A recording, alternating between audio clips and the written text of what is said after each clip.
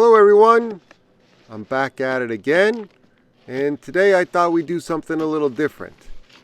I've got some waders from Amazon and a magnetic net from Amazon, and I'm gonna test them out. And what better way to test waders than to get into the cold icy water in December?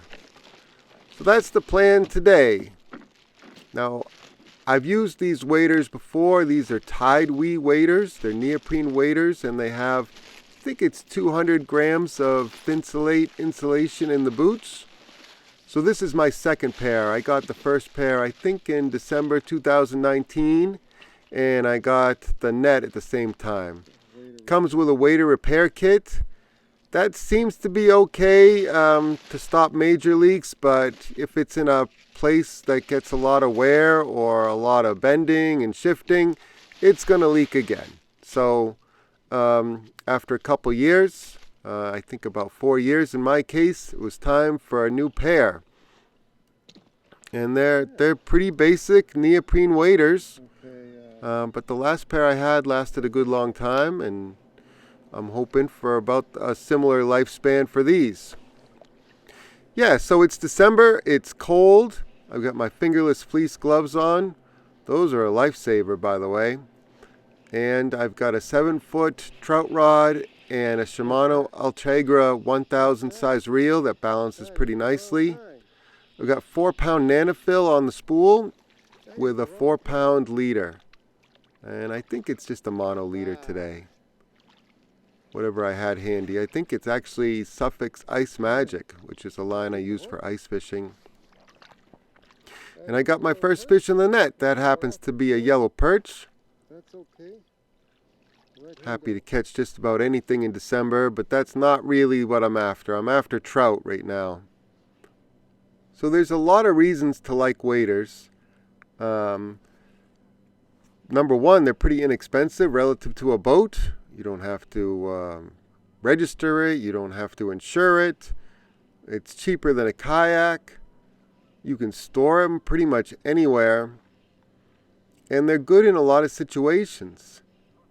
Maybe it's too far of a hike to drag the kayak into. Well, you can get into pretty much anything you can walk into with waders. Maybe it's raining and you don't want to get soaking wet in a boat or a kayak. Waders are a pretty good option with a good rain top on top of neoprene waders. I mean, you can fish pretty comfortably in pouring rain, whereas other fishing options, maybe it's not as comfortable. Even with good rain gear, sometimes I like fishing in waders better. So there's a bunch of reasons why you would fish with waders. And even if you have a boat, I think it's good to pick up a pair, or maybe you live in an apartment. Waders will open up so many different options for fishing, it's not even funny. From saltwater to freshwater. Yeah, lots of good reasons to have waders.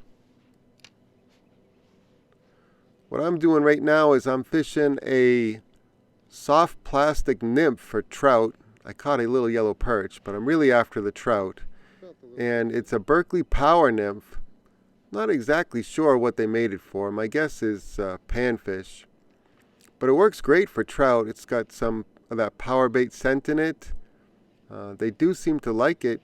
Sometimes I add a little bit of a Procure Crawfish scent on top of the Berkley Powerbait scent. I feel like that helps a little bit. The water's pretty cold right now, and they're not super aggressive. You can still catch trout pretty well even in cold water, but you know, compared to spring fish, they're a little bit slower. So I'm covering water as best I can in the waders. I'm fishing, this happens to be the northern shoreline. I've got some wind coming in. What's that? That feels better. There's too much wind for me to see any fish rising. What's that? So I'm just blind casting and trying to cover water. And if I find some fish, I'll slow down. There's a better test of the net. Like I said, I've had that net since 2019. I've used it to land a lot of fish, and it works great. It's got a little magnetic clasp that hooks onto the back of your waders. Sometimes it's a little tricky to get those two lined up because it's behind your back. You just spit out that little power nymph. You could see it just for a second. That's a nice little rainbow. Yeah, that's a nice little rainbow. Let him go. Hook just fell out, so he's none the worse for wear. And off he goes. I'm on my way back now. I fished that whole shoreline and I switched lures when I got to the end of where I wanted to fish. Now I'm fishing with a yellow and white tube. That's a pretty good strategy that I use from time to time. If I was catching them one after another with the Berkley Power Nymph, I would just stick with it.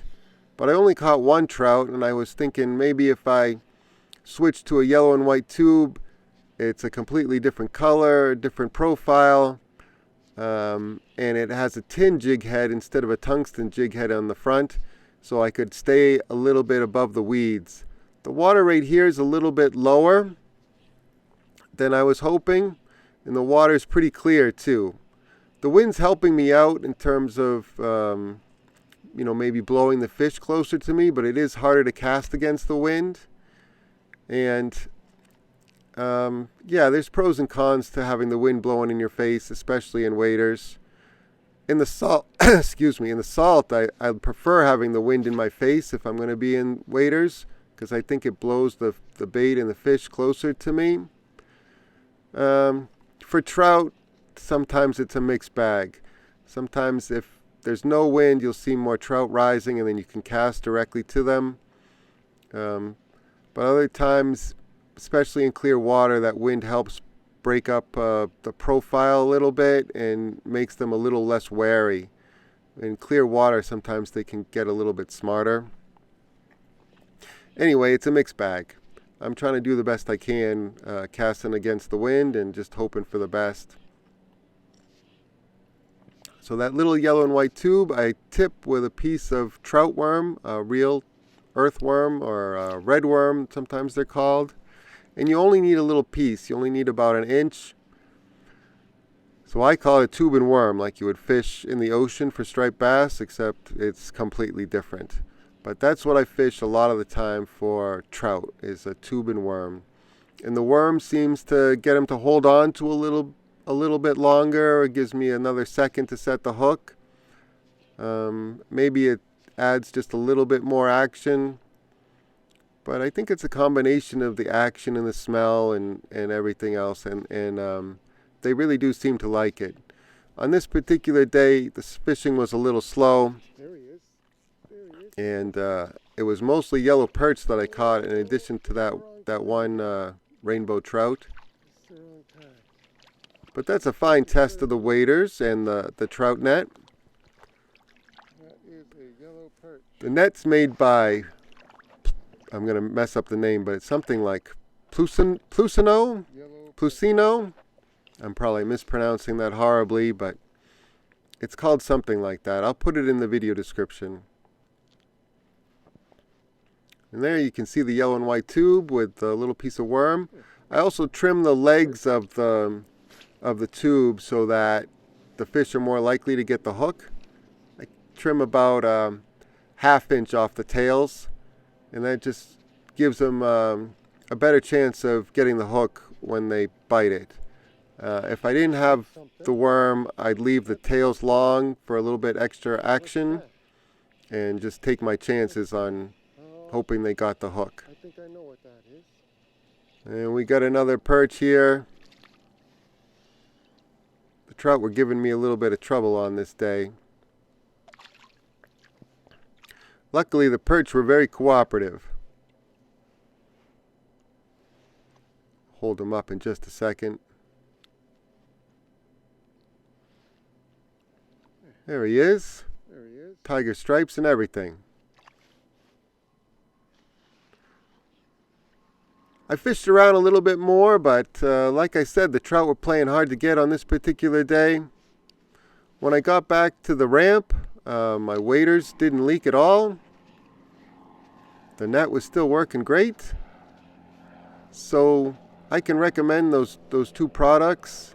And yeah, it's a pretty low cost of entry to get into the water and really open up a pond beyond the boat ramp or beyond what you can easily walk to on shore. Waders will really expand your range as a fisherman. If you don't have any, or you don't have a kayak or a boat, they'll open up a lot of doors for you, and I really think they help you catch more fish. Okay, that's it. Thank you all for watching. I'll list everything in the video description just like every other video. Sometimes, depending on which device, you have to click the two little dots or click more to get to the video description. But just like every other video, everything is listed down there. And yeah, I hope this helps. All right, that's it. Thanks again. I'll catch you on the next one. See ya!